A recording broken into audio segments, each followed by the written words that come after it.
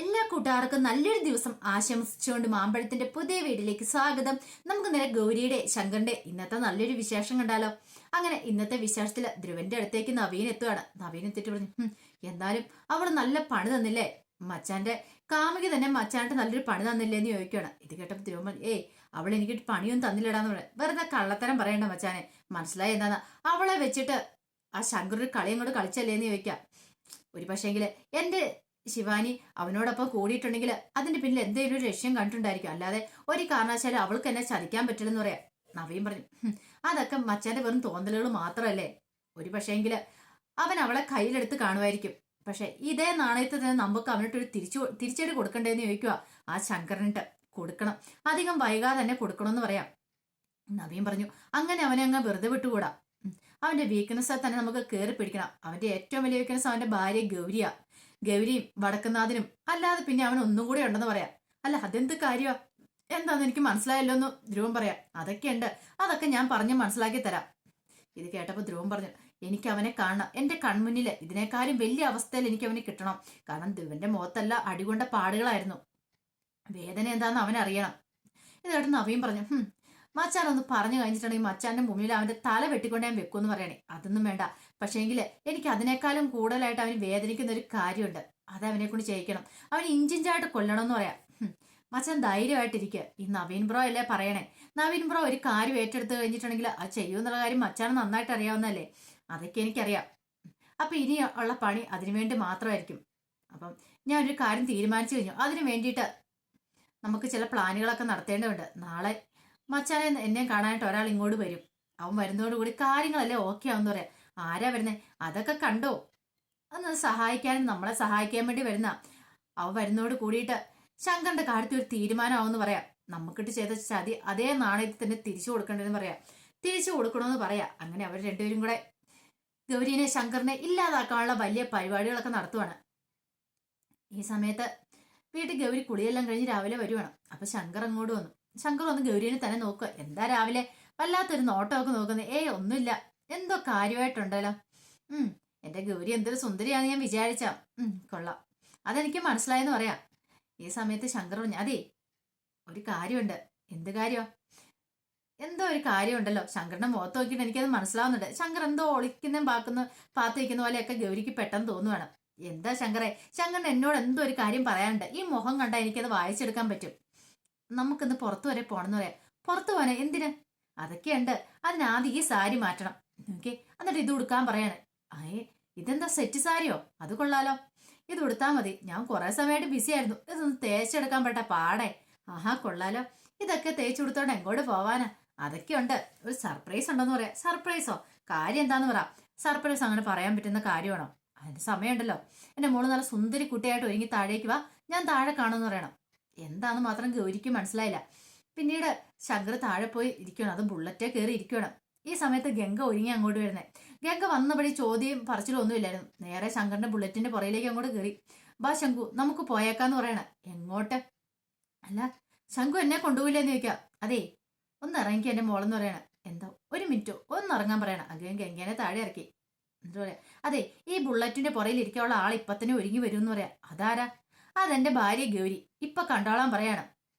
ഈ സമയത്ത് ഗൗരി സെറ്റ് സാരിയൊക്കെ നല്ല സുന്ദരിയായിട്ട് അങ്ങോട്ട് ഇറങ്ങി വരുവാ. ഇത് കണ്ടത് ഗംഗ അന്തം വിട്ട് ഗൗരിയെ നോക്കുകയാണ്. ഇപ്പൊ മനസ്സിലായാലും ആരാ വരുന്നതെന്ന്. വാ ഗൗരി, വന്ന് കയറാൻ പറയണം. അല്ല എങ്ങോട്ടാ പോണേന്നൊക്കെ അതൊക്കെ പറയാം, നീ കയറാൻ പറയണം. അങ്ങനെ ഗൗരി കയറി. ഇപ്പൊ മനസ്സിലായല്ലോ. അല്ല ശങ്കു, നീ ഈ ഗൗരീനെ കൊണ്ട് ഈ സെറ്റ് സാരി ഒക്കെ ഉടുപ്പിച്ചത് എങ്ങോട്ടാ പോന്നെ? വല്ല തിരുവാതിരക്കളി ഉണ്ടോന്ന് ചോദിക്കും. തിരുവാതിരക്കളിയാണെന്നൊക്കെ ഞാൻ വന്നിട്ട് പറയാന്ന് പറയാം. എന്താ ശങ്കു, കാര്യം എന്താന്ന് പറ. അല്ല ഞാനും നിങ്ങളോട് പോന്ന എന്താ കുഴപ്പമിരിക്കണേ? ഗൗരി, ഞാനും വന്നോട്ടെ എന്ന് ചോദിക്കാം. ഗൗരി പറഞ്ഞു, എനിക്ക് കുഴപ്പമൊന്നുമില്ല. പിന്നെ ശങ്കറിനോട് ചോദിക്കാൻ പറയാം. ശങ്കർ പറഞ്ഞു, അതൊന്നും വേണ്ടാന്ന് പറയാം. അതെന്താ വന്നാല്? ഗൗരി ഇറങ്ങുന്നു പറയാണ്. നമുക്ക് കാറിന് പോവാന്ന് പറയാം. എന്നാ ശങ്കരെ നമുക്ക് കാറിന് പോയാലോ? നിന്നോട് ആരാ ഗൗരി ഇറങ്ങാൻ പറഞ്ഞേ? ഞാൻ പറഞ്ഞു ഇറങ്ങാനായിട്ട്. മഴയൊക്കെ കയറി ഇരിക്കാൻ പറയണം. അല്ല ഗംഗയും കൂടെ വരുവാണെങ്കിൽ നമുക്ക് കാറിന് പോകുന്നതല്ല നല്ലത്. അതിന് അവളെ കൊണ്ടുപോകുന്നുണ്ടെന്ന് ആരാ പറഞ്ഞേ? ഇത് നമ്മൾ ഭാര്യയും ഭർത്താവും തന്നെ പോകുന്നുള്ളൂ. എന്താ ശങ്കർ അങ്ങനെ പറഞ്ഞേ? ഞാൻ എന്താ നിങ്ങളോട് വന്നിട്ടുണ്ട്, എന്താ കുഴപ്പം? ഞാൻ ഇത്ര നാൾ നിങ്ങളോട് വന്നില്ലേ, പിന്നെ ഇപ്പൊ എന്താ പ്രത്യേകിച്ച്? അതെ നിന്നെ കൊണ്ടുപോകേണ്ട കാര്യമല്ല, ഞങ്ങളുടെ ഭാര്യയുടെയും ഭർത്താവിന്റെ മാത്രം സ്വകാര്യതയാ. സ്വർഗത്തിലെ കട്ടൂറും പാനും കൂടി വരല്ലടി കുട്ടിപ്പിശാശെന്ന് പറയാം. ഓഹോ, അപ്പൊ ഇപ്പൊ ഞാൻ സ്വർഗത്തിലെ കട്ടുറുമ്പ അല്ലേ, അന്ന് ഉറപ്പായിട്ട് ഞാൻ വരൂന്ന് പറയാം. ശങ്കർ പെട്ടെന്ന് പറഞ്ഞു, അതെ കട്ടുറുമ്പായിട്ട് നീ ഞങ്ങളുടെ കൂടെ വന്നിട്ടുണ്ടെങ്കിൽ ആ കട്ടുറുമ്പിനെ ഉണ്ടല്ലോ ഞാൻ ഇങ്ങനെ പിടിച്ച് ഞെരടി അങ്ങോട്ട് കൊല്ലും, അറിയാലോ എന്ന് പറയാം. ഗംഗയുടെ മുഖത്തെ അങ്ങ് ചിരിമാഞ്ഞു. ഗംഗയ്ക്ക് ഭയങ്കര സങ്കടമായിപ്പോയി. അതെ, നീ ഇവിടെ കട്ടുറുമ്പായിട്ട് നിൽക്കുക, ഞങ്ങൾ പെട്ടെന്ന് പോയിട്ട് ഇപ്പൊ തന്നെ വരാന്ന് പറയണം. ഈ സമയം ഗൗരി ഇങ്ങനെ കയറി ഇരുന്നിട്ട് ശങ്കറിനോട് ശങ്കറെ പതുക്കെ പോണെന്ന് പറയാം. ഗംഗ പറഞ്ഞു, ഏയ് അതൊന്നും ഓർത്ത് പേടിക്കണ്ട, ശങ്കർ പതുക്കെ പോളെന്ന് പറയണം. ശങ്കർ പറഞ്ഞു, പിന്നെ പതുക്കെയാണെന്ന് ഇപ്പൊ കാണിച്ചുതരാം, മുറുക്ക പിടിക്കാൻ പറയണം. ഗൗരി മുറുക്ക പിടിച്ചു. എടി ഇങ്ങനല്ല, ഒന്നുകൂടെ ചേർത്ത് പിടിക്കാം, ഇങ്ങനെയല്ല കുറച്ചുകൂടെ ഒന്ന് അടുത്തിരിക്കുക. പക്ഷെ ഇതെല്ലാം ഗംഗയെ ഭയങ്കര അസ്വസ്ഥത ഉണ്ടാക്കി. ഗൗരി വീണ്ടും വീണ്ടും ശങ്കറിനോട് ചേർന്നിരിക്കുന്നതും കെട്ടിപ്പിടിക്കുന്നതൊക്കെ. അങ്ങനെ എന്നാ ശരിയെന്നും പറഞ്ഞ് അങ്ങോട്ട് പോവാണ്. ഗംഗ പിന്നീട് മുറിയിലേക്ക് വരിക. മുറിയിലേക്ക് വന്നിട്ട് ഗംഗ ഇങ്ങനെ ആലോചിക്കുക, എന്താ ശരിക്കും ശരിക്കും പറഞ്ഞാൽ ശങ്കറിനെ അഭിനയിക്കുന്നതാണോ ഗൗരിയുടെ അടുത്ത്? ഗൗരിയോട് സ്നേഹം ഉണ്ടാവന്, അതോ ഇനിയിപ്പോ തന്നോട് സ്നേഹം ഉണ്ടായിട്ട് അത് മറച്ചു വെക്കുന്നതാണോ? ഒന്നും അങ്ങോട്ട് മനസ്സിലാകുന്നില്ലായിരുന്നു. പിന്നീട് മുറിയിൽ വന്നിട്ട് ശങ്കർ ചെറുതിലെ തനിക്ക് എഴുതിയ ലെറ്റർ ഒക്കെ എടുത്ത് നോക്കുവാണ്. അപ്പൊ അതെല്ലാം മഹാദേവന്റെ തങ്കച്ചിയുടെ പരിപാടിയാണ്. ഗംഗയ്ക്ക് അറിയത്തില്ല, അവരൊപ്പിച്ച പണികളാണ്. അപ്പൊ ലെറ്റർ എല്ലാം എടുത്ത് പിന്നെയും വീണ്ടും വായിക്കുക. ഒന്നും ഗംഗയ്ക്കാണ് മനസ്സിലാകുന്നില്ല. തന്നോട് ഇത്രമാത്രം ഇഷ്ടം അവന്റെ ഉള്ളിലുണ്ടായിരുന്നെങ്കിൽ അവനിപ്പോ ഈ ഗൗരിയോട് കാണിക്കുന്ന സ്നേഹമോ അതൊരു പക്ഷെ കാപട്യമായിരിക്കോ? ഒരു സമാധാനം കിട്ടുന്നില്ല, എന്താണെന്നറിയത്തില്ല. ഈ സമയത്ത് തങ്കച്ചി അങ്ങോട്ട് വരുന്നേ, ഒരു ഗ്ലാസ് ചായയൊക്കെ ആയിട്ടാ വരുന്നേ. നേരെ ഗംഗയുടെ അടുത്തേക്കൊന്നും ഗംഗ പെട്ടെന്ന് കയ്യിൽ കത്തം കൂടെ മാറ്റുവാണ്. തങ്കച്ചിയാ ശ്രദ്ധിച്ചത്. പിന്നീട് തങ്കച്ചിയോട് നമ്മൾ ചായ കുടിക്കാൻ പറയണം. ഞാൻ താഴേക്ക് ഇറങ്ങി വരുമായിരുന്നല്ലേ, അതൊന്നും കുഴപ്പമില്ല മോളെ, മോൾ ഇത് കുടിക്കാൻ പറയണം. പിന്നെ മോളോട് എനിക്കൊരു അർജന്റായിട്ട് കാര്യം പറയാനുണ്ടെന്ന് പറയാം. എന്താ അമ്മായി? അത് ഞാൻ ഈ പറയുന്ന കാര്യം ഈ വീട്ടിൽ വേറെ ആരും അറിയില്ലെന്ന് പറയാം. അമ്മായി കാര്യം പറ. അതെ, ശങ്കറിന് ശരിക്കും പറഞ്ഞാല് നിന്നോടാ ഇഷ്ടം.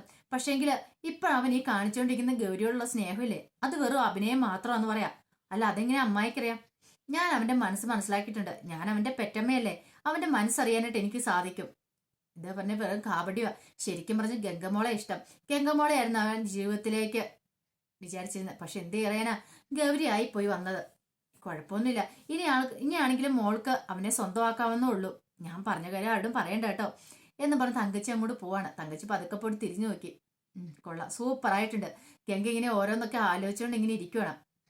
എന്നാലും അമ്മായി ഇതൊക്കെ പറയുന്നു, ഒരുപക്ഷെ സത്യമായിരിക്കുമോ? ശങ്കറിന് തന്നെയായിരിക്കുമോ ഇഷ്ടം? ഇനിയിപ്പോ ഗൗരിയോടുള്ള സ്നേഹം വെറും അഭിനയം മാത്രമായിരിക്കും എന്നുള്ള ചിന്തകളൊക്കെ ഓർത്തിട്ട് സമനില തെറ്റുന്ന പോലെ തോന്നി ഗംഗയ്ക്ക്. പിന്നീട് ഗൗരിയും കൂടി ശങ്കർ വടക്കുന്നാഥന്റെ ക്ഷേത്രത്തിലേക്ക് പോവാണ്. അങ്ങനെ അവിടെ ചെന്ന് ബൈക്ക് നിർത്തി കഴിഞ്ഞപ്പോ ഗൗരി ചോദിച്ചു, അല്ല ഇതെന്താ ഇവിടെ? ഇപ്പൊ മനസ്സിലായോ ഞാൻ എന്ത് സർപ്രൈസ് തരാൻ വന്നേന്ന്? ഓ മനസ്സിലായി, ഈ ക്ഷേത്രത്തിലേക്ക് കൊണ്ടുവരാനില്ലായിരുന്നോ ചോദിക്കണം. അതെ അതെ, ഇത് മാത്രമല്ല ഇതിനേക്കാളും വലിയൊരു സർപ്രൈസും കൂടെ ഉണ്ടെന്ന് പറയാം. ഇതിനേക്കാളും വലിയ സർപ്രൈസോ? അതെന്താ? അതൊക്കെ പറയേ വരുന്നുള്ളൂ. ഇന്നെന്റെ ജീവിതത്തിലെ ഏറ്റവും വലിയൊരു തീരുമാനം എടുക്കുന്ന ദിവസമാണ്. ഏറ്റവും പ്രധാനപ്പെട്ട ഒരു ദിവസം എന്ന് പറയാം. പ്രധാനപ്പെട്ട ദിവസമോ? എനിക്കൊന്നും മനസ്സിലാകുന്നില്ലെന്ന് പറയാം. അതെ, ഈ ക്ഷേത്രത്തിന്റെ പ്രത്യേകതയുണ്ട്. ഇവിടെ വെച്ച് ആദ്യം ഞാൻ ഗൗരിനെ കാണുന്നേ. അവിടെ സ്റ്റേജിൽ ചിന്തുപാട്ട് നടക്കുന്ന സമയത്ത് ഗൗരി ഇവിടെ നിൽക്കുന്ന ആദ്യമായിട്ട് കണ്ടേ. പിന്നീട് ശങ്കറിങ്ങനെ ഓരോന്ന് വാദോരോന്ന് പറഞ്ഞുകൊണ്ടിരിക്കുകയാണ്. ഗൗരിനെ ആദ്യമായിട്ട് കണ്ടതും നോക്കിയതും. പിന്നീട് ശങ്കർ നോക്കിക്കഴിഞ്ഞാൽ ഗൗരിനെ അവിടെ കാണുന്നില്ല. പിന്നെ കുറെ സമയം കഴിഞ്ഞപ്പോൾ താഴെ നിന്നതും വായി നോക്കിയത് എല്ലാം ആയിട്ടുള്ള കാര്യങ്ങളെല്ലാം പറയാണ്. എല്ലാം കേട്ട് കഴിഞ്ഞപ്പോൾ ഗൗരി പറഞ്ഞു, ആഹാ, അപ്പൊ അതുകൊണ്ടാണ് എന്നെ ഇങ്ങോട്ട് കൊണ്ടുവന്നേ, ഇതാണ് എനിക്ക് സർപ്രൈസ് എന്ന് ചോദിക്കണം. ഞാൻ പറഞ്ഞില്ലേ ഇതല്ല, വേറൊരു സർപ്രൈസ് ഉണ്ട്. വേറെന്താ സർപ്രൈസ്? ഇന്ന് സിനിമയ്ക്ക് കൊണ്ടുപോവോ? നീ ഗസ് അടിക്കുവാണെങ്കിൽ പറയുന്നത് ശരിയാണെങ്കിൽ നീ പറയുന്നത് എന്ത് ഞാൻ അനുസരിക്കാന്ന് പറയാം. അന്നാ സിനിമയ്ക്ക് കൊണ്ടുപോവായിരിക്കും. അതല്ല, അന്ന് പുറത്തുനിന്ന് ഫുഡ് കഴിക്കണം. അതുമല്ല, പിന്നെ എന്ത് സർപ്രൈസാ? പിന്നെ എനിക്ക് അറിയത്തില്ല. അതിപ്പോ ശങ്കറിനെ മാത്രമല്ലേ അറിയത്തുള്ളൂ. ഞാൻ തോറ്റുപോയെന്ന് പറയാം. എന്നാ ശരി, വാ ആദ്യം നമുക്ക് ക്ഷേത്രത്തിൽ പോയി പ്രാർത്ഥിക്കാം, പിന്നീടല്ലേ സർപ്രൈസ്. അതിനുശേഷം ഞാൻ പറയാം, നിനക്ക് സർപ്രൈസ് അവിടെ വെച്ച് തരാന്ന് പറയണം. അങ്ങനെ ശങ്കറും ഗൗരിയും കൂടെ ക്ഷേത്രത്തിൽ പോയി പ്രാർത്ഥിക്കുകയാണ്. അപ്പൊ ശങ്കർ മനസ്സിൽ പറയാം, ദേ എന്റെ ഗൗരി, ഞാൻ ഇവിടെ വെച്ചാണ് ആദ്യമായിട്ട് അവളെ കാണുന്നത്. ദേ അവളെ ഞാൻ വീണ്ടും ഇവിടേക്ക് തന്നെ കൊണ്ടുവന്നിരിക്കുക. മഹാദേവ വടക്കുന്നാഥ കാത്തോണേന്ന് പറഞ്ഞ് പ്രാർത്ഥിക്കുകയാണ്. പിന്നീട് ഗൗരിനെ പതുക്കെ ഓട്ടക്കണ്ണിട്ടൊന്ന് നോക്കുവാണ്. അപ്പൊ അതിന്റെ വിശേഷങ്ങളൊക്കെയാണ് കണ്ടേ. സർപ്രൈസ് എന്താന്ന് ഇന്നത്തെ വിശേഷത്തിലും ഇല്ലായിരുന്നു കേട്ടോ. ഒരു പക്ഷേങ്കില് വൈകുന്നേരം ആയിരിക്കും, വൈകുന്നേരത്തെ പ്രമോ വരുമ്പോൾ നമുക്കറിയായിരിക്കും. അപ്പൊ അതിന്റെ വിശേഷങ്ങളൊക്കെ നമുക്ക് എല്ലാവർക്കും കാത്തിരിക്കാം. ഇനിയിപ്പോ ബാലിന്റെയും ഗോമതിയിലൊക്കെ വിശേഷങ്ങൾ വരുന്നുണ്ട് കേട്ടോ. അപ്പൊ ഇതൊക്കെ ഇട്ടതിന് ശേഷം അതും ചാനലിനകത്ത് കാണും കേട്ടോ. അപ്പൊ എല്ലാവരും മറക്കാതെ അത് കയറി കാണണം കേട്ടോ. ഒരിക്കൽ കൂടി എല്ലാവർക്കും നല്ലൊരു ദിവസം ആശംസിച്ചുകൊണ്ട് നിർത്തുന്നു. നന്ദി.